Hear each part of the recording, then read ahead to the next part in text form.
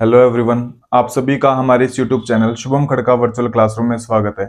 जैसा कि last class के अंदर हमने बीएससी पार्ट थर्ड में डायनेमिक्स बुक के अंदर radial velocity and acceleration, transverse velocity and acceleration, angular velocity and acceleration के बारे में देखा था। आज की क्लास में हम इसके आगे कंटिन्यू करते हुए टेंजेंशियल एंड नॉर्मल वेलोसिटी यानी कि स्पर्शरेखीय तथा अभिलंबिक वेग के बारे में देखेंगे।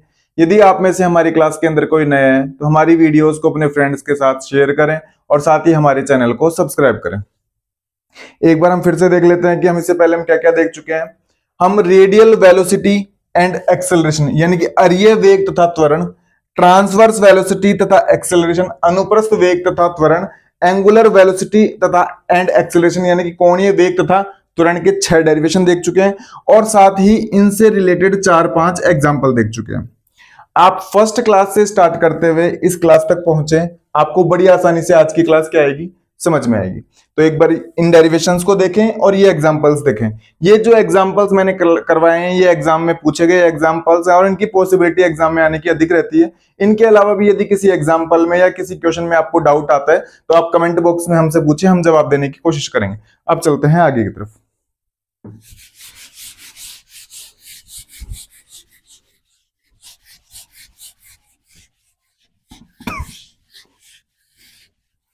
अब सबसे पहले तो हम देखने वाले हैं tangential velocity and normal velocity के बारे में।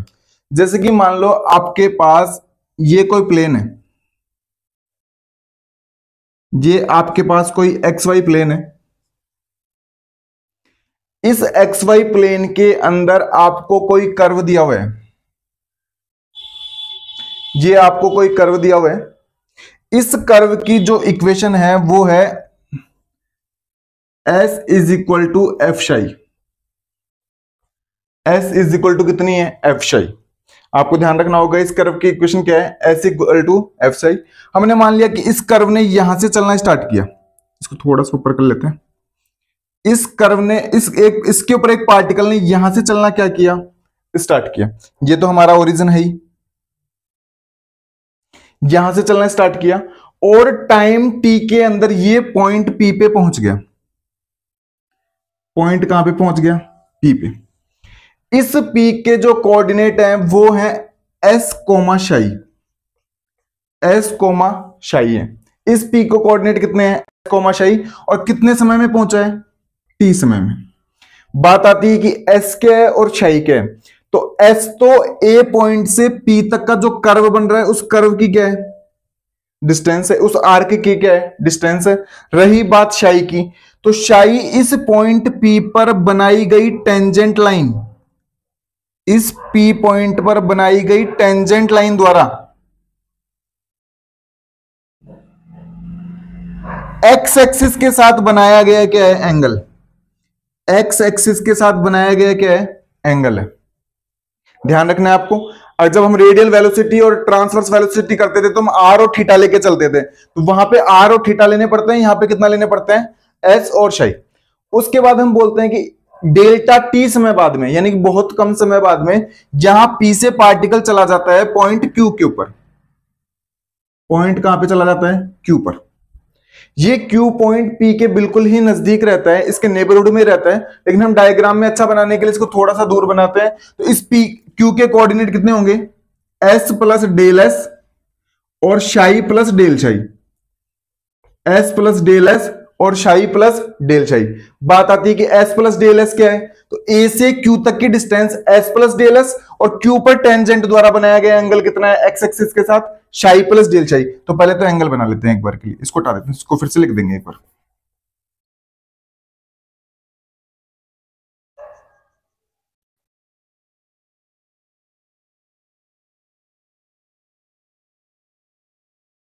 तो ये एंगल तो कितना, शाई प्लस डेल शाई। ये इधर का लिखा हुआ दिखाई दे रहा है कि एक बार देखना प्रॉपर, ये लास्ट तक लिखा हुआ दिखाई दे रहा है कि प्रॉपर, ठीक है। ये एंगल तो पी के कोऑर्डिनेट कितने माने थे, यहां पे लिख लेते हैं, एस कोमा शाई, और टाइम कितना लिया था इसने, टी। यहां तक इतना हो गया और ये डिस्टेंस कितनी रहेगी, डेल एस, क्योंकि एस प्लस डेल एस बना के कितना बना देगा, एस प्लस डेल एस। यहां तक की कहानी सबको समझ में आती है। और यहां तक पहुंचने में लिया गया समय कितना है, पी से क्यू तक पहुंचने में डेल्टा टी। डेल्टा टी क्या है, समय। यहां तक सबको क्लियर है क्या? अब यहां पे एक काम करते हैं, दूसरे कलर से दिखा देते हैं, दूसरे पेन से। अब एक काम करते हैं, यहां पे एक बार फिर से देख लो हमने क्या किया। हम पहली बात तो जो डेरिवेशन करने जा रहे हैं वो tangential velocity and normal velocity का करने जा रहे हैं, यानी कि स्पर्शरेखीय वेग तथा विलंबिक वेग का डेरिवेशन करने जा रहे हैं। इसके लिए हमने क्या किया, एक कर्व लिया, और कर्व कौन सा लिया, s is equal to F psi curve बना दिया। इसके ऊपर एक पार्टिकल ए से मोशन करना स्टार्ट करता है, पी पॉइंट तक पहुंचता है। तो पी तक पहुंचने के लिए उसने जो डिस्टेंस कवर की वो तो एस, और वो उस पे जो टेंजेंट एक्स एक्सिस के साथ जो एंगल बनाती है वो कितना, शाई।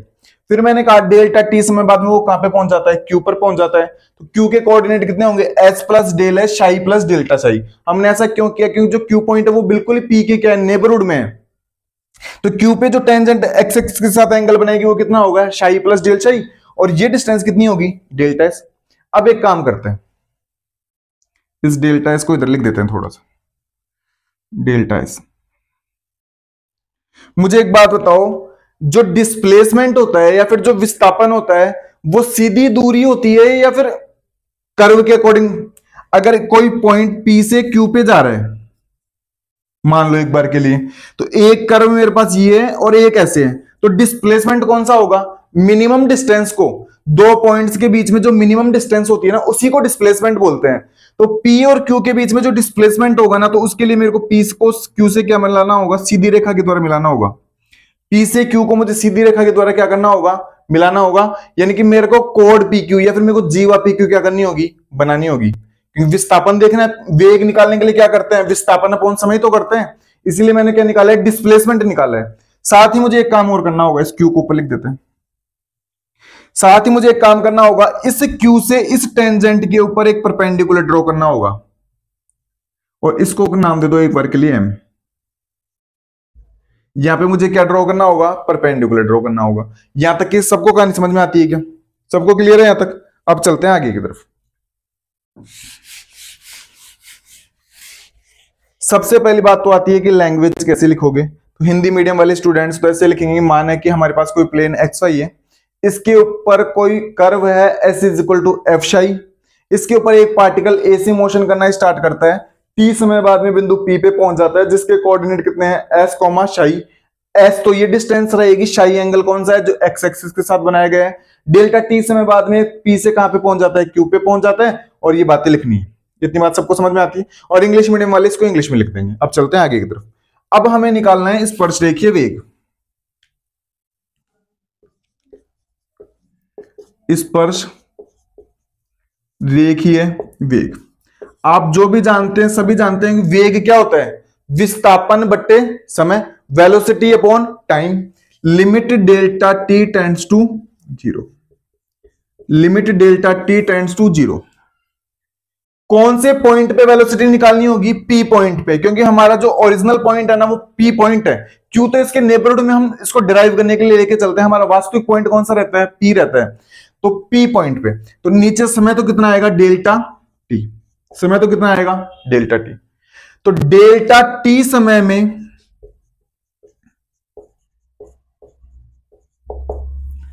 स्पर्श रेखा बिंदु पी पर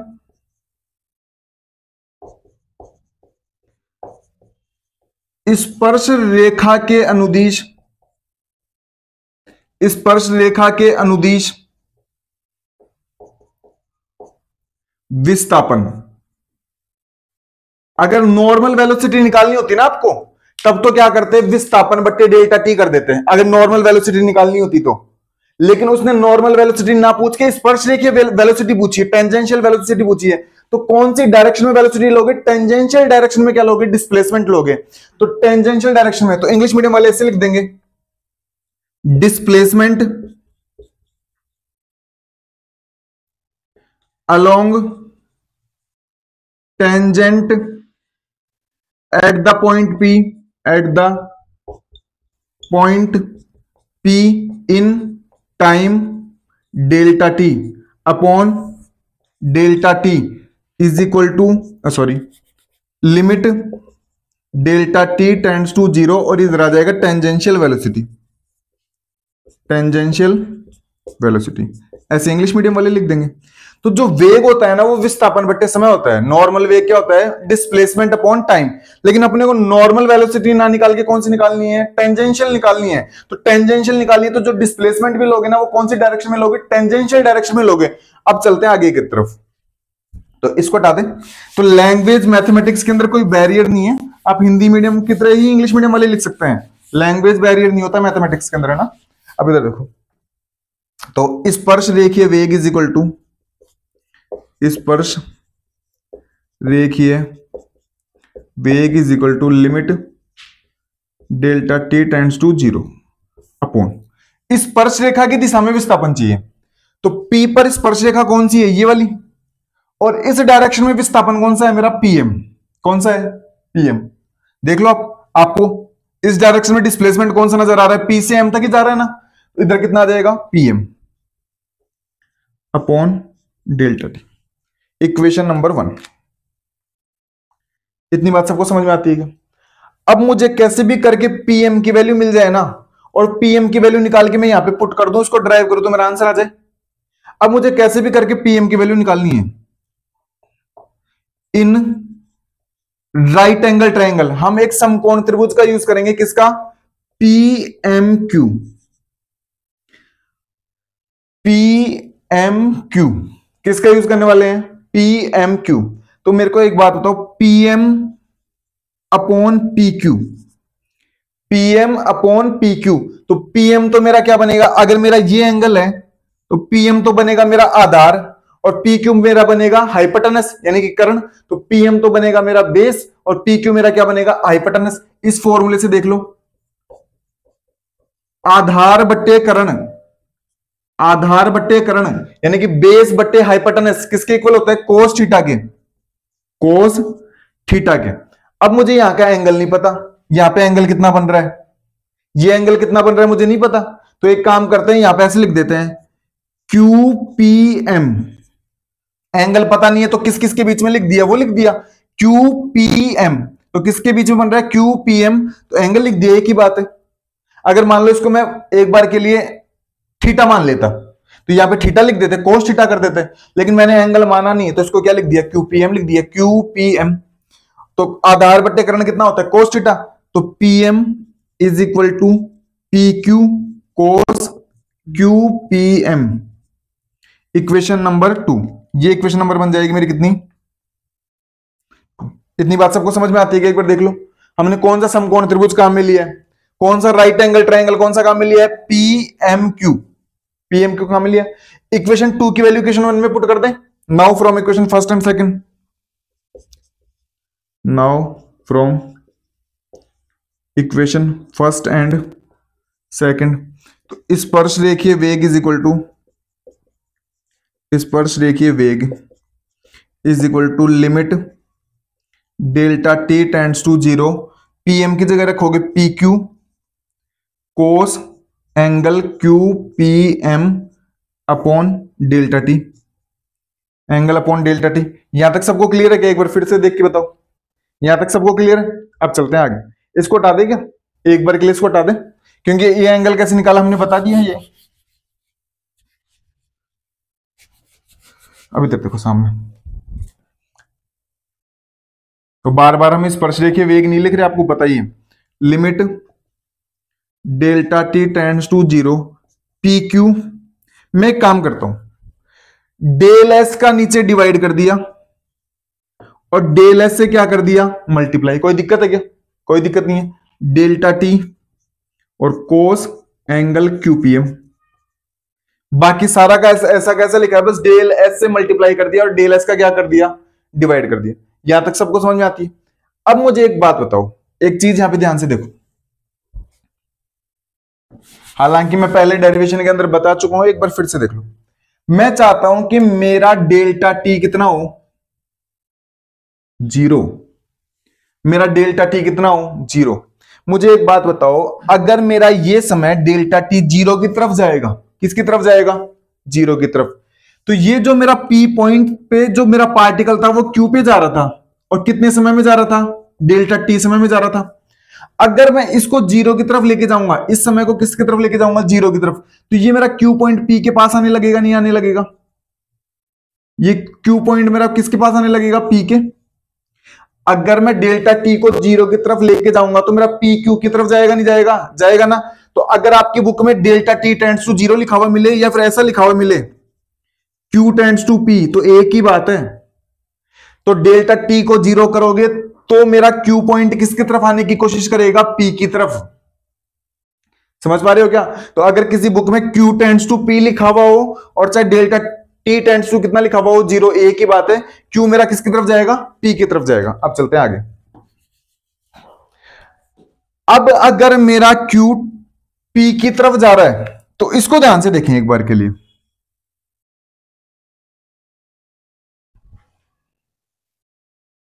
ये तो मेरी पी क्यू और ये मेरी डेल एस। तो मैंने P Q upon del S किया है ना, पी क्यू अपॉन क्या किया है, del S.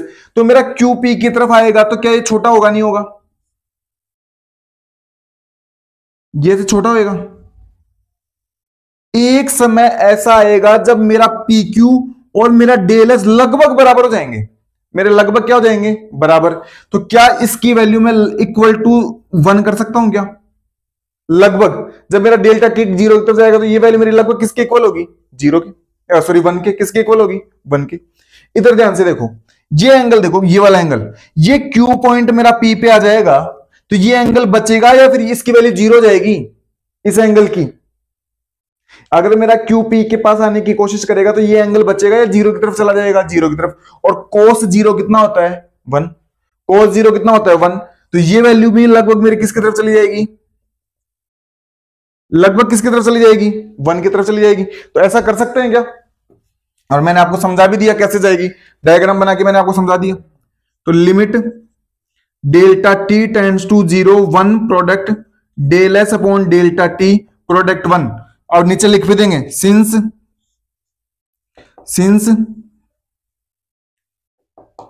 Q tends to P it implies angle of Q P M tends to zero. तो एंगल जीरो की तरफ जाएगा तो कोस जीरो तो कितना हो जाएगा, 1।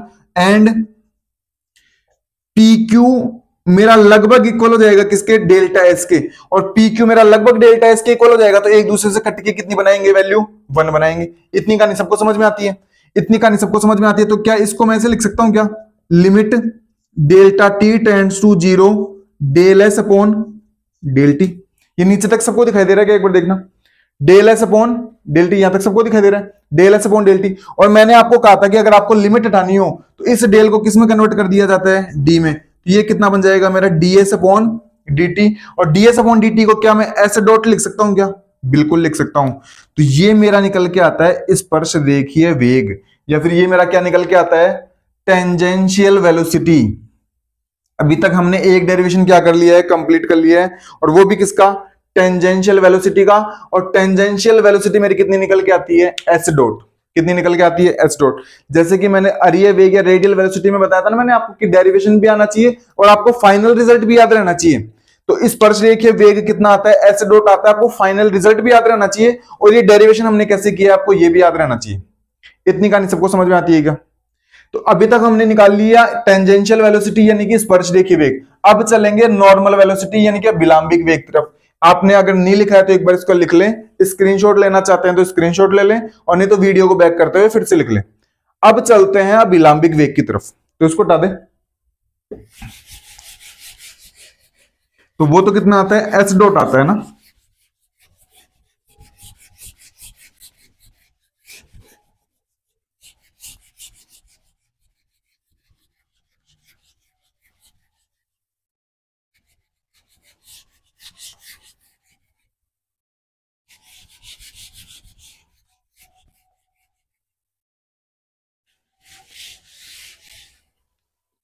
इधर देखो सामने, अब विलंबिक वेग यानी कि नॉर्मल वेलोसिटी, अब विलंबिक वेग limit delta T tends to zero. अगर ये नॉर्मल वेलोसिटी होती तो मैं सीधा डिस्प्लेसमेंट अपॉन क्या कर देता, टाइम कर देता। लेकिन ये नॉर्मल वेलोसिटी ना हो के कौन सी वेलोसिटी है, नॉर्मल वेलोसिटी है। इतनी बात सबको समझ में आ रही है? तो इधर क्या करना होगा, इधर तो आ जाएगा डेल्टा टी। जो डिस्प्लेसमेंट लेना होगा ना वो मुझे अब विलंब की डायरेक्शन में लेना होगा, या कौन सी डायरेक्शन में लेना होगा, नॉर्मल डायरेक्शन में। अब बात आती है कि नॉर्मल डायरेक्शन या फिर अब विलंब की डायरेक्शन कौन सी होती है, तो जो टेंजेंट के परपेंडिकुलर होती है, टेंजेंट के परपेंडिकुलर में जो डायरेक्शन होती है ना, उसको बोलते हैं अभिलंबिक दिशा या फिर नॉर्मल डायरेक्शन। तो टेंजेंट कौन सी है मेरी, ये वाली, पी पे टेंजेंट ये है, तो इसके अभिलंबिक दिशा कौन सी है, क्यूएम वाली। तो इस क्यूएम वाली डायरेक्शन में जो मेरा डिस्प्लेसमेंट होगा ना, वही मेरा कौन सा डिस्प्लेसमेंट होगा, अलोंग द कौन सी डायरेक्शन, नॉर्मल डायरेक्शन। तो क्या लिखेंगे, डेल्टा टी समय अंतराल में बिंदु P पर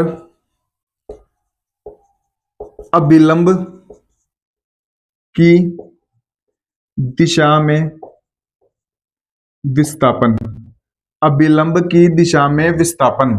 इतनी बात सबको समझ में आती है ना। तो फिर से देख लो अगली स्टेप, अभिलंबिक वेग इज इक्वल टू, अभिलंबिक वेग is equal to limit delta T tends to zero. अभिलंब की दिशा में मेरा डिस्प्लेसमेंट कितना है, क्यूएम, और स्पर्शरेखा की दिशा में कितना था, पीएम, और अभिलंब की दिशा में कितना आएगा, क्यूएम। तो इधर कितना आ जाएगा, QM upon delta T, QM upon delta T. मैं फिर से राइट एंगल ट्राइंगल काम में लूंगा, कौन सा, right angle triangle PMQ, right angle triangle फिर से काम में कौन सा लेंगे, पीएमक्यू, और क्यूएम अपॉन क्या करेंगे, पीक्यू। और क्यूएम इस बार मेरा क्या, परपेंडिकुलर, परपेंडिकुलर अपॉन हाइपोटेनस, और लाल बटे कक्का के फॉर्मूले से क्या बनेगा, साइन थीटा, साइन। लेकिन साइन के बाद एंगल मुझे पता नहीं है, तो एंगल कर दो क्यूपीएम। तो मेरा क्यूएम कितना आएगा, पीक्यू साइन क्यूपीएम, यही आएगा, QM is equal to PQ sine QPM. तो यहां पे लिख दें is equal to limit delta T tends to zero, QM की जगह तो पीक्यू साइन एंगल क्यूपीएम, और अपॉन में कितना चला जाएगा, डेल्टा टी। यहां तक सबको कहानी समझ में आती है ना। ये राइट एंगल ट्राइंगल काम में लिया हमने समकोण त्रिभुज, और समकोण त्रिभुज से एक बार तो हमने पीएम की वैल्यू निकाली थी, और एक बार हमने किसकी वैल्यू निकाली है, क्यूएम की वैल्यू निकाली है। अब चलते हैं आगे की तरफ, limit delta T tends to zero, तो पी क्यू की जगह तो पी क्यू, और नीचे एक बार फिर से डेल एस का डिवाइड कर दिया, और डेल एस से क्या कर दिया, मल्टीप्लाई, कोई दिक्कत नहीं है। डेल्टा टी की जगह delta T sine angle Q P M. इतनी बात सबको समझ में आती है क्या। अब फिर से वही बात कि मेरा डेल्टा टी किसकी तरफ जा रहा है, जीरो की तरफ, और अगर मेरा डेल्टा टी जीरो की तरफ जा रहा है, मतलब मेरा क्यू पॉइंट किसकी तरफ आ रहा है, पी की तरफ। मेरा क्यू पॉइंट पी की तरफ आ रहा है, मतलब मेरी पी क्यू डिस्टेंस और मेरा चाप पी क्यू मेरा कितना होने वाला है, इक्वल होने वाले हैं, और इक्वल होने वाले हैं तो ये वैल्यू लगभग मुझे कितनी देगा, 1। ये वैल्यू लगभग मुझे कितनी मिलेगी, 1। और ये एंगल कितना होगा, जीरो, क्यू पॉइंट किस तरफ आएगा, पी की तरफ, तो ये एंगल कितना हो जाएगा, जीरो हो जाएगा, और साइन जीरो कितना होता है, जीरो। तो ये वैल्यू लगभग मुझे कितनी मिलने वाली है, ये वैल्यू मुझे लगभग कितनी मिलेगी, जीरो। तो लिख देते हैं is equal to limit delta T tends to zero, 1 delta S upon delta T product zero. और बता भी दो उसको, since delta T tends to zero it implies Q tends to P, it also implies P Q लगभग equal किसके होगा, delta S के equal होगा, एंड जो एंगल बनेगा ना क्यू पी एम वो कितना हो जाएगा, जीरो, और वो जीरो हो जाएगा तो साइन जीरो कितना हो जाएगा, जीरो। लिख भी दिया, और जीरो से मल्टीप्लाई होकर आपकी सारी वैल्यू कितनी आ जाएगी, जीरो। इसका मतलब जो आपका अभिलंबिक वेग आने वाला है ना, आपका जो अभिलंबिक वेग आएगा वो कितना आएगा, जीरो। आपका अभिलंबिक वेग कितना आएगा, जीरो आएगा। और आपका टेंजेंशियल वेलोसिटी यानी कि स्पर्शरेखा के वेग कितना निकल के आ रहा था अभी, एस डॉट। इस प्रकार से हमने टेंजेंशियल वेलोसिटी तो कितनी आती है, एस डॉट, और जो नॉर्मल वेलोसिटी आती है ना वो कितनी आती है, जीरो। दोनों के डेरिवेशन भी देख लिए, डायग्राम बना के भी मैंने आपको समझा दिया। Delta T tends to zero क्यों करते हैं मैंने वो भी बता दिया, क्योंकि हमारा जो ओरिजिनल पॉइंट रहता है ना वो कौन सा रहता है, पी रहता है। तो डेल्टा टी जीरो की तरफ लेके जाएंगे तभी तो क्यू पॉइंट मेरा किसकी तरफ आएगा, पी पे, और क्यू पॉइंट पी पे आएगा तो वेलोसिटी कौन से पॉइंट पे निकलने वाली है, पी पॉइंट पे क्या निकलेगी, वेलोसिटी। इसीलिए यहां पे limit delta T tends to क्या की जाती है, 0। तो चाहे limit delta T tends to 0 कर दो या फिर लिमिट क्यू टेंड्स टू कितना कर दो, पी कर दो, एक ही बात है। इस प्रकार से हमने इनके क्या देख लिए, डेरिवेशन। नेक्स्ट क्लास के अंदर हम टेंजेंशियल एंड नॉर्मल एक्सेलरेशन के बारे में देखेंगे। पेपर के अंदर इनके डेरिवेशन भी पूछे जा सकते हैं, यानी कि स्पर्शरेखीय तथा विलंबित त्वरण के बारे में देखेंगे। पेपर के अंदर इनके डेरिवेशन भी पूछे जा सकते हैं, या फिर इनसे रिलेटेड आपसे क्या पूछे जा सकते हैं, एग्जाम्पल भी पूछे जा सकते हैं। मैं उम्मीद करता हूं कि आपको ये क्लास समझ में आई होगी। आप इसी प्रकार लास्ट तक हमारी वीडियोस के साथ बने रहें, जिससे हमारा मोटिवेशन बना रहे। इसी प्रकार आप सभी छोटे भाई बहनों का धन्यवाद। Thank you.